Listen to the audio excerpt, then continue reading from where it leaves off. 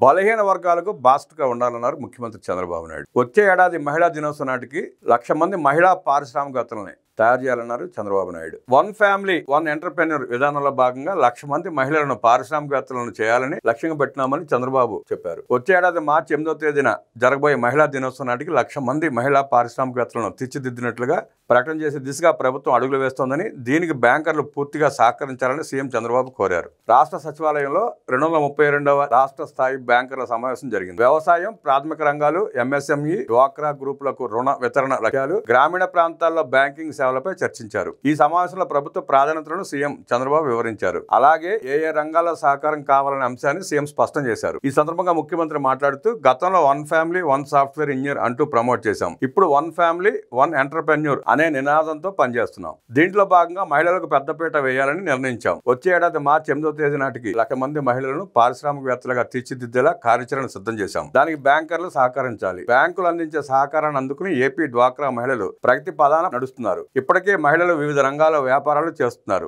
స్వయం ఉపాధి పొందుతున్నారు. వారికి మరింత తోడ్పాటు ఇచ్చే విధంగా వన్ ఫ్యామిలీ వన్ ఎంటర్‌ప్రెన్యూర్ విధానాన్ని వారికి వర్తింపజేసి మహిళల ఆర్థికాభివృద్ధి చేయడం లక్ష్యంగా పెట్టుకున్నాం. ఇందులో భాగంగా 175 నియోజకవర్గాల్లో ఎంఎస్ఎంఈ పార్కులు ఏర్పాటు చేస్తున్నాం. వీటిలో వీలైనంత మేర మహిళలకు అవకాశం ఇస్తాం. డ్వాక్రా మహిళలకు బ్యాంకర్లు ఏ విధంగా సహకరించారో దీనికి బ్యాంకర్లు సహకరించాలని సీఎం చంద్రబాబు కోరారు. యువత, మహిళా పారిశ్రామికవేత్తలను ప్రోత్సహించేలా రాష్ట్రంలో రతన్ టాటా ఇన్నోవేషన్ హబ్ ప్రారంభించాం. ఇప్పటికే అమరావతిలో ప్రధాన కేంద్రం పనిచేయడం మొదలైంది. విశాఖ, రాజమండ్రి, విజయవాడ, అనంతపురం, తిరుపతి వంటి చోట్ల 5 ప్రాంతీయ కేంద్రాలు ఏర్పాటు చేస్తున్నాం. అలాగే వీరికి నాలెడ్జ్ ఎడ్యుకేషన్ పార్ట్నర్లు ఉంటారు. దీనికి బ్యాంకర్ల నుంచి సహకారం ఉండాలి. ఫలితాలు వచ్చేలా ప్రణాళికలు అమలు చేస్తున్నాం. 5 ప్రాంతాల్లో ఏర్పాటు చేయబోయే ఇన్నోవేషన్ హబ్లకు ఆయా ప్రాంతాల్లో ఉండే బ్యాంకుల ప్రతినిధులను అనుసంధానించాలి. ఇది స్టార్టప్లకు, నైపుణ్యాభివృద్ధికి ఎంతో ఉపయోగకరంగా ఉంటుంది. బ్యాంకులు, ఆర్థిక సంస్థలు కొత్త ఆవిష్కరణలకు సహకారం అందించే దిశగా ఆలోచనలు చేయాలి. పేద, మధ్యతరగతి విద్యార్థులకు ఉన్నత విద్యను, విదేశీ విద్యను అందించేందుకు కార్యాచరణ రూపొందిస్తున్నాం.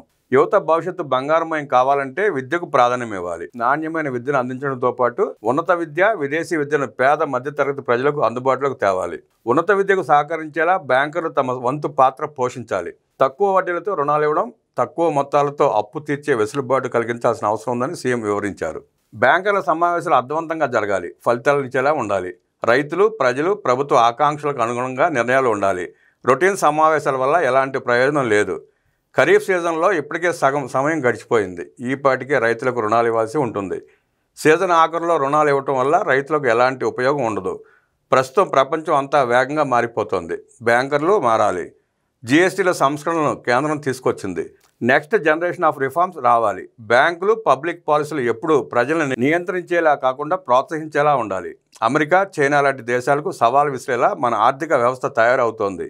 ఫాల్స్ లెండింగ్ చేయాలని ఎవరూ సిఫార్సు చేయరు. ఉత్పాదకత లేని రుణాలు కూడా మంచివి కావు. పేదలు, ధనికుల మధ్య అంతరాలు తగ్గేందుకు అవసరమైన చర్యలను చేపట్టాలి. దీంట్లో భాగంగానే ప్రభుత్వం P4 కార్యక్రమం చేపట్టింది. ఇందులో బ్యాంకర్లు భాగస్వాములు కావాలని చంద్రబాబు పిలుపునిచ్చారు. రాష్ట్రంలో మౌలిక సదుపాయాల ప్రాజెక్టులు వేగంగా చేపడుతున్నాం. పెద్ద ఎత్తున లాజిస్టిక్స్ ప్రాజెక్టులు తెచ్చేలా ప్రణాళికలు రూపొందిస్తున్నాం.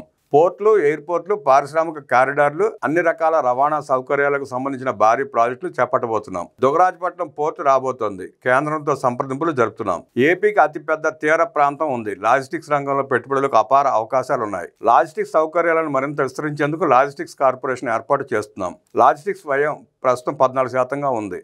లాజిస్టిక్స్ వ్యయం సింగిల్ డిజిట్ తగ్గించేలా ఇన్ఫ్రా ప్రాజెక్టు రావాలి. పట్టణ, గ్రామీణ ప్రాంతాల్లో మౌలిక సదుపాయాల కల్పనలో PPP పద్ధతిలో పెద్ద ఎత్తున ప్రాజెక్టులు చేపట్టబోతున్నాం. అవసరమైతే దీనికి వయబిలిటీ గ్యాప్ ఫండింగ్ ఇస్తాం. దీనికి IIFCL వంటి ఆర్థిక సంస్థలు, బ్యాంకులు సహకరించాలి. ఇరిగేషన్ ప్రాజెక్టులకు ఫండింగ్ ఇవ్వడానికి బ్యాంకులు ముందుకు రావాలని సీఎం చంద్రబాబు కోరారు. ఏపీ రాజధాని అమరావతిలో బ్యాంకులు తమ ప్రధాన కార్యాలయాలను ఏర్పాటు చేసుకోవాలి. బ్యాంకులను కలిసి ఫైనాన్షియల్ డిస్ట్రిక్ట్ను ఏర్పాటు చేయండి. క్వాంటమ్ వ్యాలీ సేవల్ని కూడా వినియోగించుకోండి. ఆర్థిక లావాదేవీల భద్రత ఇప్పుడు కీలకంగా మారింది. ఈ నేపథ్యంలో క్వాంటమ్ వ్యాలీ సేవలు ఉపకరిస్తాయి. అమరావతిలో ఐకానిక్ భవనాలు నిర్మించండి.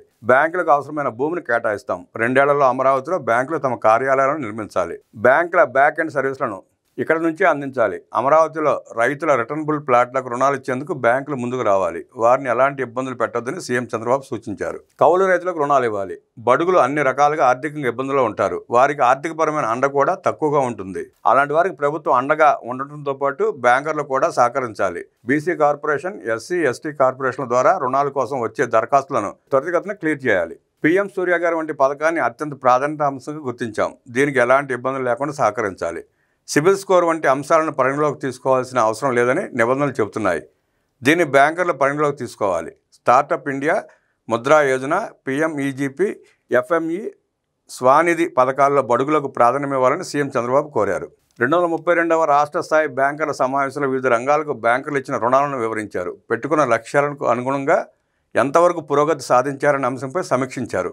మొత్తంగా వార్షిక రుణ ప్రణాళికలో భాగంగా అన్ని రంగాలకు కలిపి 2,47,919 కోట్ల రూపాయల మేర రుణాలను బ్యాంకులు ఇచ్చాయి. ఇందులో వ్యవసాయ రంగానికి 94,666 కోట్ల రూపాయలు, MSME రంగానికి 49,831 కోట్ల రూపాయలు, ఇతర రంగాలకు 1,278 కోట్ల రూపాయల మేర రుణాలను ఇచ్చారు. దీంట్లో భాగంగానే రాష్ట్ర వ్యాప్తంగా కౌలు రైతులకు 985 కోట్ల రూపాయల రుణాలను మంజూరు చేశారు.